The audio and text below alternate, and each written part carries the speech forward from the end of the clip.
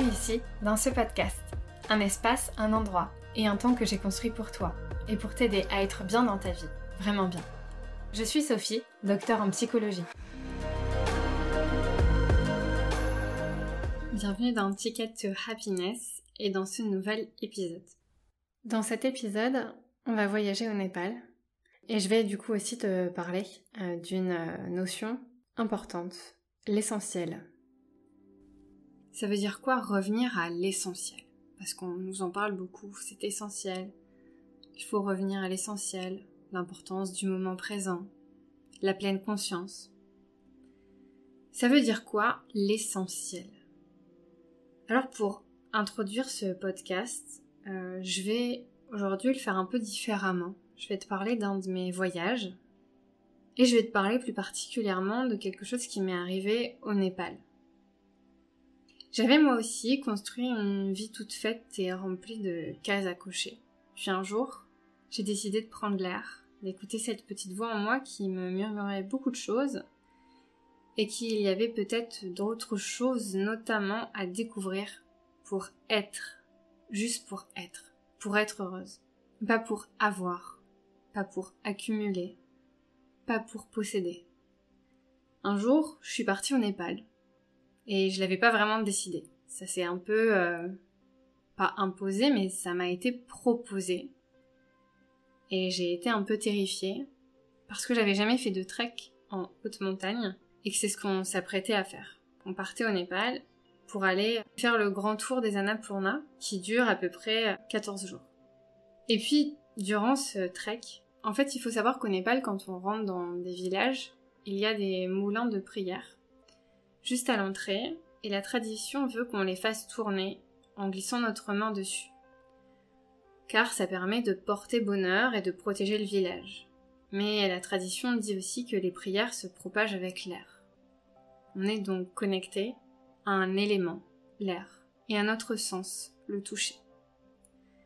Alors je me suis amusée à le faire. Il y avait comme quelque chose de, oui, spirituel, mais aussi d'essentiel dans ce fait de porter bonheur aux autres.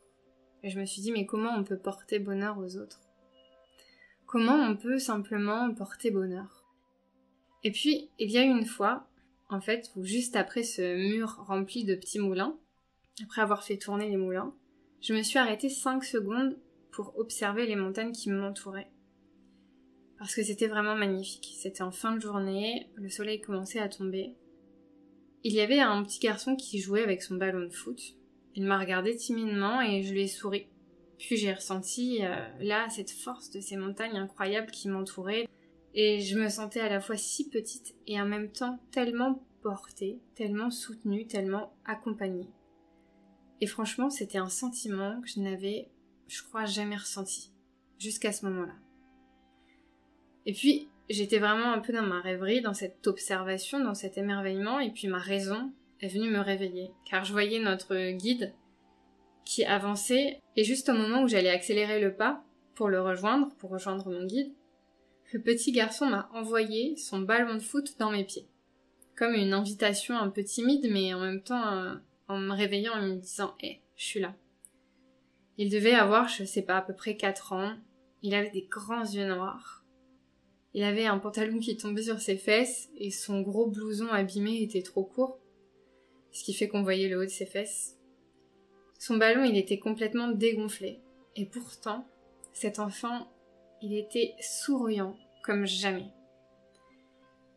J'ai ressenti à ce moment l'espoir dans ses yeux.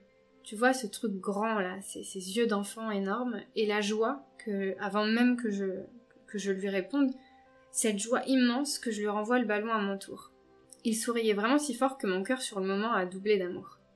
Cet instant a duré peut-être 15 ou 20 secondes et ça a été la plus belle partie de foot de ma vie. C'était pas un ballon en fait qu'il m'envoyait, c'était de l'amour. L'amour avec un grand A, c'est-à-dire cette essence de vie. Cette essence de vie spontanée, l'essentiel.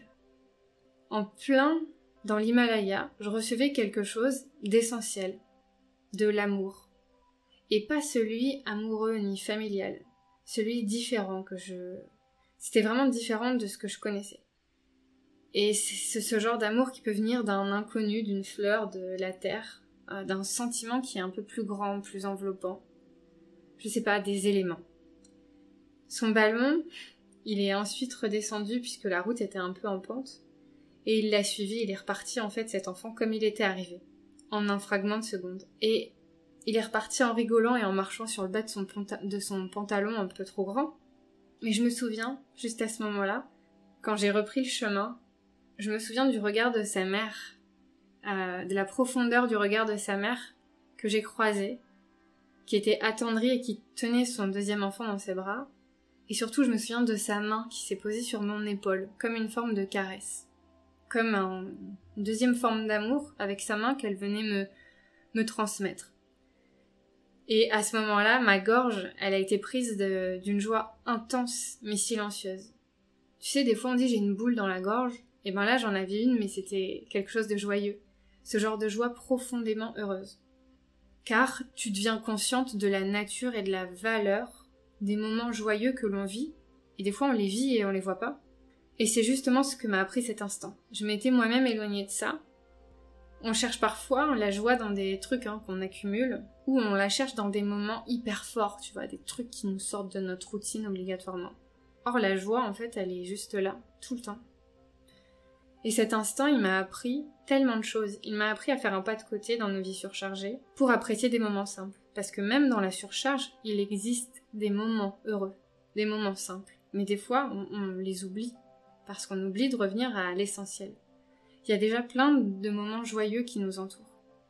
Et ce moment, il m'a appris à célébrer ça, à célébrer la vie sous sa forme la plus infime, la plus petite, à prendre le temps d'accueillir et de ressentir ces émotions douces, petites et simples, qui parfois passent en nous, devant nous et qu'on ne voit pas, sur lesquelles on ne s'attarde pas, parce qu'on n'a pas le temps, tout simplement.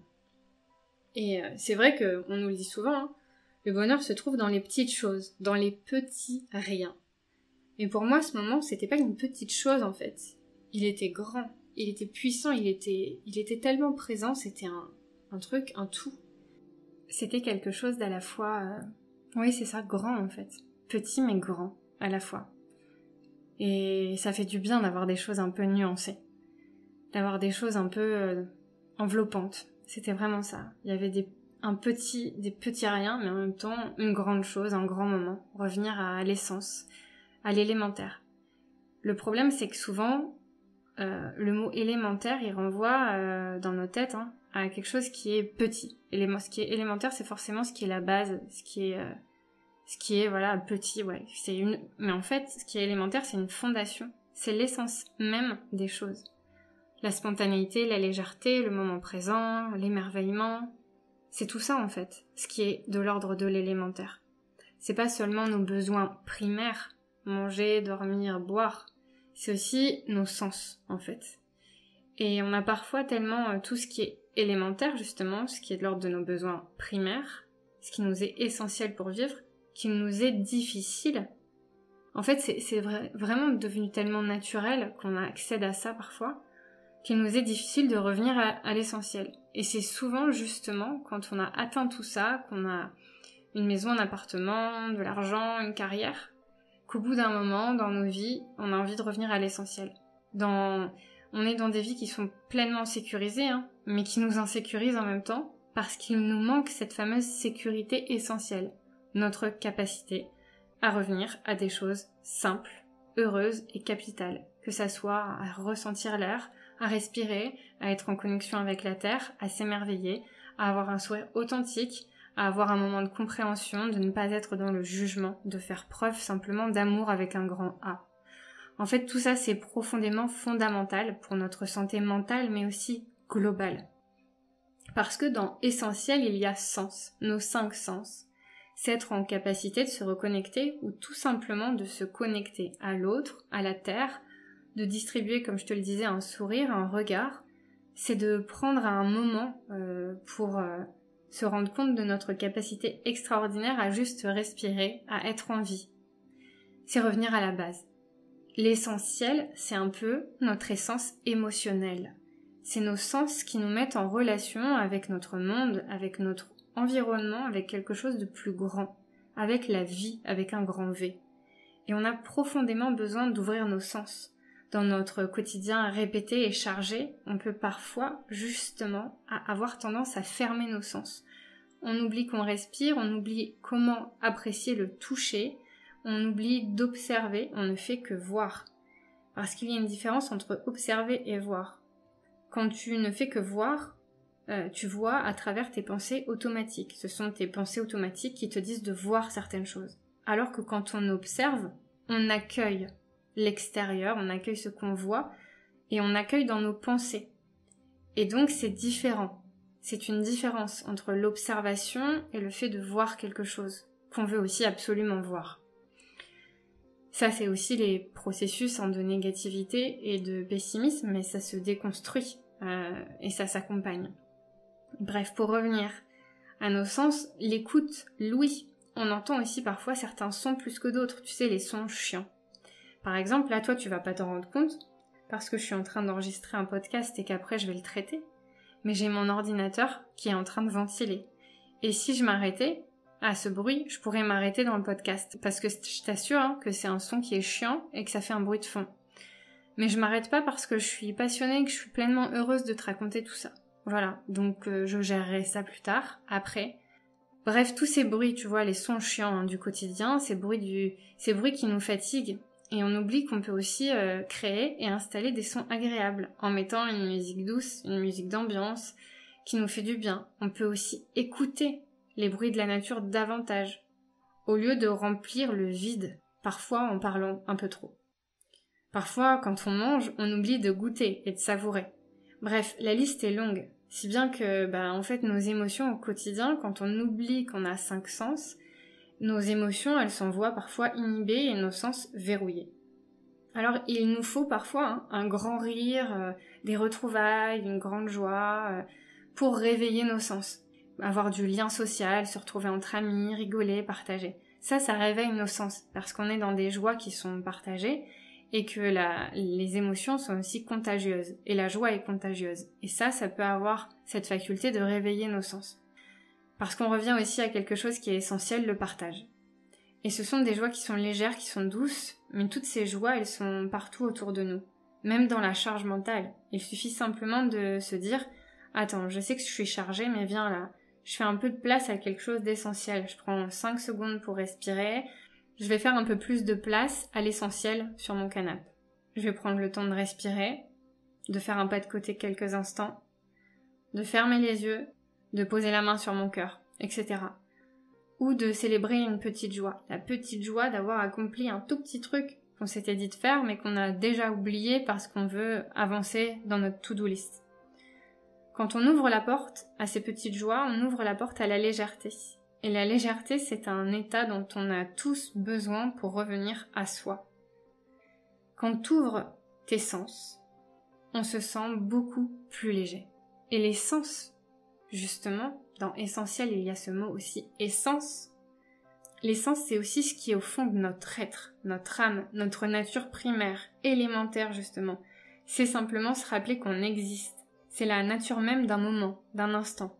C'est ce qui fait qu'une chose est, qu'elle existe, et non qu'une chose a, qu'elle possède. Et dans ce moment, avec cet enfant, c'était complètement ça. D'ailleurs, c'est le philosophe Husserl, qui est le fondateur de ce qu'on appelle la phénoménologie.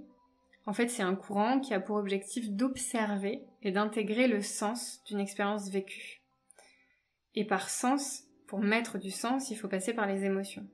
Et il faut prendre conscience de ce qu'on vit, c'est-à-dire qu'il faut le ressentir.